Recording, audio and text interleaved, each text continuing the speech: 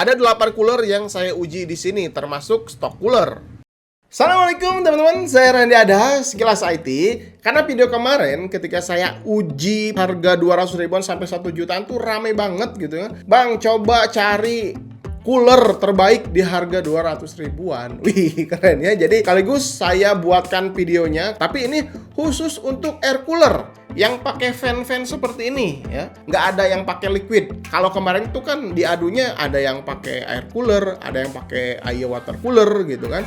Kalau ini khusus air cooler aja. Kira-kira siapa nih jagonya di kelas air cooler ini? Karena kebetulan saya juga bakalan compare dengan beberapa cooler yang saya punya di sini ya. Ada 3 cooler dari Deepcool. Yang pertama di sini ada Deepcool AG400. Ya, harganya sekitar 2,5-an lah ya. Terus yang keduanya ada AG620 ya. Terus yang ketiganya ada AK620. Sebelum kita menguji lebih jauh lagi, kita akan kenalan dulu sekilas aja ya, supaya kalian bisa lebih mengenal, lebih pepatah yang kayak kemarin ya, tak kenal maka tak sayang. Jadi kita harus kenalan dulu. Oke. Nah, yang pertama di sini Deepcool AG400 ini, nah dia tuh punya 1 fan dan 1 tower. Terus dia punya 4 heat pipe. Jadi si heat pipe-nya ini tuh menggabung menjadi satu, fungsinya menjadi heat base juga. Terus yang menarik lagi, heatsink dari Deepcool yang sekarang tuh mirip kayak catur ya. Ada kotak-kotaknya. Ya disinyalir ini tuh bakalan memberikan performa terbaik, bisa memberikan percepatan membuang panas yang diserap oleh si heatsink ini dari si prosesor. Nanti kita akan coba apakah si AG400 ini yang harganya 200 ribuan bisa bersaing dengan cooler yang kemarin tuh X400 ya, itu juaranya tertinggi karena ini dia belum ada. Nah, sekarang ini udah ada, sekarang kita akan adu juga. Nah, yang keduanya di sini ada AG620. Nah, AG620 ini tuh 2 fan. Terus sama di sini heatsinknya juga ada sirip atau seperti caturnya ya, kotak-kotak seperti ini. Selain desainnya jadi lebih elegan kelihatannya, dan disinyalir yang memang ini bakalan memberikan performa terbaik ya untuk bisa lebih cepat membuang panas si prosesor yang diserap oleh si heat pipe, disalurkan ke heatsink ini gitu. Terus dihembuskan oleh si fan. Dan dia punya 6 heat pipe, 1, 2, 3, 4, 5, 6 ya, ada 6 heat pipe. Si AG620 ini katanya nih penerusnya dari si AK620. Nah ini nih, ini AK620 ini bisa bersaing di kelas air cooler yang punya 2 tower, 2 fan seperti ini. Tapi harganya ini tuh kemarin agak cukup mahal juga ya, berkisar di 900 ribuan ya si AK620 ini. Tapi ya memang cukup worth it juga karena dengan performa yang dihasilkan, menyerap panas lebih cepat ya, harga 900 ribuan itu menurut saya cukup worth it lah. Nah, tapi si AG620 ini tuh versi terjangkaunya ya. Kalian bisa lihat juga, bandingkan di sini.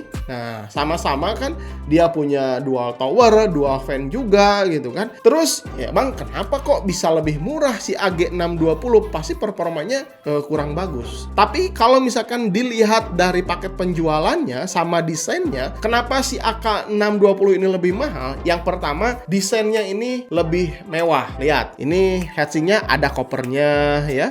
Terus ada logo Deepcool-nya. Fan-nya juga di sini tentunya berbeda ya. Fan-nya di sini ada tertutup koper. Kalau yang si AK620 ini polosan. Dan ternyata ketika saya lihat spek fan-nya memang agak sedikit berbeda. Fan AK620 ini lebih hening ya, tekanan udara dan airflow-nya lebih unggul sedikit aja. Ini berkat bearing yang digunakan berbeda. Si AK620 ini menggunakan fluid dynamic bearing, sedangkan fan AG620 menggunakan hydro bearing. Sama-sama bagus sih. Kita lihat aja di pengujian ya, siapa yang paling dingin. Kalau tower dan heat pipe-nya ini sama ya, punya 6 heat pipe, dual tower dengan teknologi sirip ya, mirip papan catur kayak tadi. Oh ya, dari paket penjualannya ya, si AK620 ini tuh ternyata di dalamnya dikasih obeng. Terus dikasih pastanya juga pasta suntik, pasta yang lebih banyak lah dibandingkan si AG620. Ya mungkin itu salah satu ya kenapa si AK620 ini lebih mahal dibandingkan si AG620 220 gitu ya.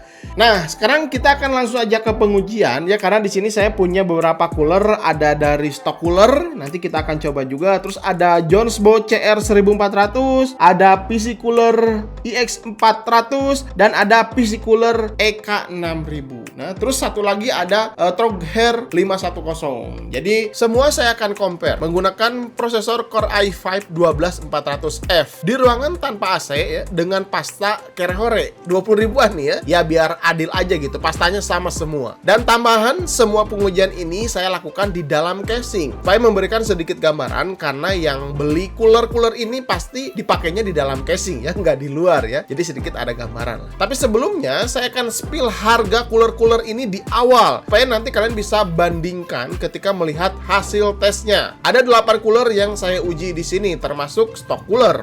Oke, langsung saja pengujian pertama, Cinebench R15. Deepcool AK620 hanya menyentuh 58 derajat Celcius dan AG620 beda tipis, yakni 59 derajat Celcius saja. Kedua cooler ini tuh jauh lebih adem dibandingkan yang lain. Ya, kalem ya, ini masih satu pengujian. Lanjut ke Cinebench R20. Di sini seru banget ya, lihat kelas cooler 200 ribuan. Ada Jonesbow CR1400, Paladin IX400 dan Deepcool AG400. AG400 dan IX400 sangat bersaing sekali ya. Beda tipis hanya 1 derajat Celcius saja. Jadi si PC cooler IX400 lebih adem dan terpaut jauh dengan CR1400 yang menyentuh 75 derajat Celcius saja. Ini selisihnya hampir 9% ya. Jauh banget ya. Oke, kita lanjut ke pengujian semakin panas, Cinebench R23 loop selama 10 menit ya, hingga skornya muncul nih. Jika melihat stok cooler menyentuh 90 derajat Celcius. Wih, ngeri panas ya. Cooler Deepcool AG400, IX400 inceran paling pas ya kalau melihat dari tabel ini, berkisar di 71 derajat Celcius saja. Ini kelas lebih tinggi, AK620, AG620 tentu pilihan lebih adem lagi. Tapi Troghair 510 di sini terlihat lebih panas. Walaupun harganya lebih mahal padahal ya. Ya memang kalau dari build quality-nya kerasa lebih kokoh ya si Troghair 510 ini. Gitulah ya, ada plus minusnya. Dan dia hanya punya satu tower heatsink saja. Jadi ya di sini tentu ya AK620 dan AG620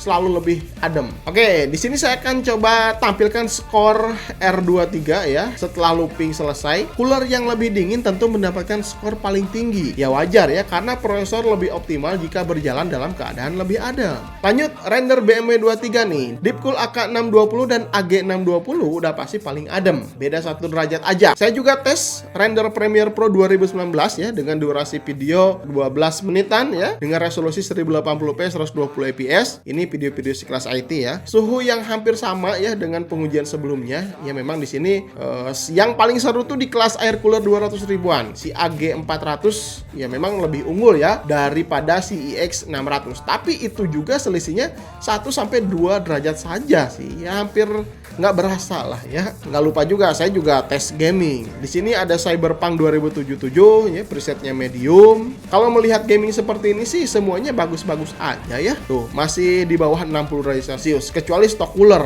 ya, agak hampir 70-an tuh ya. Ya kalau misalkan di pengujian gaming sih memang kerja prosesor nggak berat-berat amat ya. Jadi penggunaan persentasenya juga kalian bisa lihat di situ ya, paling di bawah 50% ya. Si PGA card di sini yang bekerja keras, makanya suhu prosesor tuh adem-adem banget gitu, aman-aman aja gitu. Ya memang mungkin ya kalau misalkan lebih dingin ada sedikit pengaruh ya, mungkin 2 atau 3 fps gitu kan. Ya siapa tahu. Memang di sini di pengujian ini nggak terlalu signifikan terlihatnya ya. Tapi kalau misalkan prosesor lebih dingin ya tentu itu lebih baik juga.